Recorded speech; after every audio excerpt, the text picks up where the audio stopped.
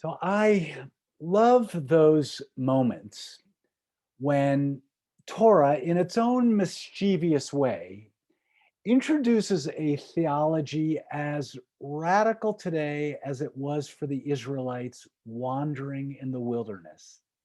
It's the simple but bold idea that God's presence on earth is revealed through human beings and experienced through the marvel of nature. This week's Torah portion, Yitro, provides such a moment. The main event this week is the Jewish people's pinnacle moment, Matan Torah, the giving of the Torah from God to Moses atop Mount Sinai, etched by God's finger on two stone tablets carried down the mountain by Moses. It's in the anticipation of this peak moment of revelation at Mount Sinai that allows the biblical authors to insert a sleight of hand. Let me draw your attention to it because it teaches us a fundamental Jewish value. The narrator at the beginning of the Torah portion tells us Jethro, Moses' father-in-law, brought Moses' sons and wife to him in the wilderness, where he was encamped at the mountain of God. So let's take a step back to recall how Jethro fits into the story to begin with. As Isaac finds Rebekah and Jacob finds Rachel, Moses too meets his wife Zipporah at a water well. What a beautiful metaphor in and of itself. Water, the source of life that requires us in the desert to dig deep, emerges as love to nourish our souls. And who is Zipporah? The daughter of Jethro, the Midianite priest.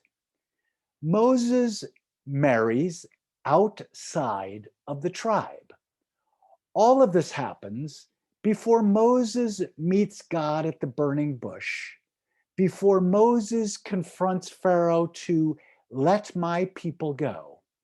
Now, having crossed the Red Sea safely, we meet again Jethro as Moses is encamped at the mountain of God, otherwise known as Mount Sinai. Jethro, though a foreigner, shows great respect for the Israelite people and their God. Jethro quietly observes his son-in-law Moses meeting with the Israelites from dawn to dusk, helping to settle disputes and offer advice. In a non-threatening way, Jethro suggests to Moses and asks, "What is this thing you are doing to the people? Why do you act alone while all the people stand about from morning until evening?" Sometimes it takes the eyes of an outsider to help us see what's in front of us. The Israelites are getting frustrated, waiting for their moment with Moses, and Moses is burning out because he's carrying the burdens of the community alone. Jethro recommends that Moses set up a judiciary of capable, trustworthy members of the community to establish a model of shared leadership. The text tells us that Moses heeded Jethro's advice, put the new system of justice into place. So be on your toes now. After saying goodbye to Jethro, the opening verse of the very next chapter reads, On the third new month, after the Israelites had gone forth from the land of Egypt, on that very day, they entered the wilderness of Sinai. There you go. That was the sleight of hand. My guess is there are not many of you raising your hands now saying, "Stop the music." That's why, for most of us, it's good to have a guide when you're hiking in the wilderness. It's easy to miss signs along the way. So let me point this one out. At the beginning of the Torah portion, Moses was encamped at the mountain of God, Mount Sinai. Following that, as we just read, Moses and the Israelites have not yet arrived at Mount Sinai. Their chronology is out of order. The journey to Sinai should have been told before, recounting a significant event that took place at Sinai. Unlike a magician's misdirection, the biblical writers want us to notice that something isn't right here. The currency of Torah study is asking questions. In this case, what are we to learn from this chronological conundrum? Why are these stories out of order? And there are two answers worth considering. One is the role of the non-Jew in Judaism. Yes, we are a tribal people to be sure, yet this parasha seeks to preempt tribalism bleeding into nativism. The belief that we are Jews is meant, the belief that we are Jews are meant to cloister ourselves from the world, that foreigners can only be a bad influence. Well, that's a belief that is questioned here.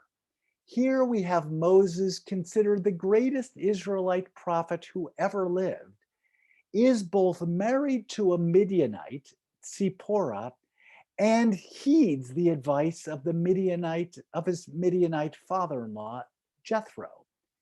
In the chapter that follows Jethro's impact on Moses and the Israelite community, we eventually arrive at Sinai for the giving of the Ten Commandments, arguably the single moment that forever distinguishes the Jewish people. Torah is Eitz Chaim Hi. It is the tree of life for those who hold fast to it. Its ways are ways of pleasantness, and all its paths are peace.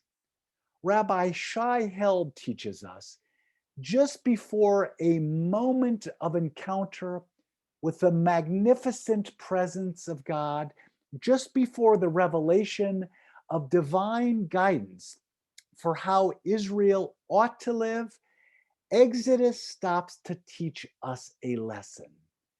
There is wisdom among the nations, and there is wisdom to be found through the use of reason to evaluate a situation and the needs at the moment. In other words, we can be secure to open ourselves to the wisdom of the world without diminishing the centrality of Torah in our lives. This is a tension within Torah and within the Jewish community today. Yes, we want to ground ourselves in Torah and Jewish ritual, yet must we do it at the expense of other influences? This week's Torah portion, with the story of Jethro, invites us to be more expansive. The repetition of the story in the book of Deuteronomy is not so comfortable with expansiveness and chooses to leave the Jethro story out altogether. Yet, the beauty and power of Torah comes from the inclusion of these tensions and contradictions laid side by side.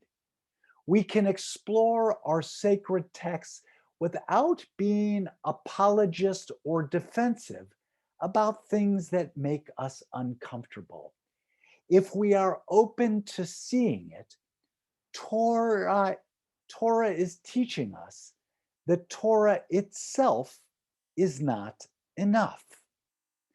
If we can open our arms wide enough, Torah teaches us that we can joyfully include the mixed multitude amongst the Jewish people, and that we are stronger because of it. Perhaps it even grounds us with greater pride in being Jewish. Shabbat Shalom.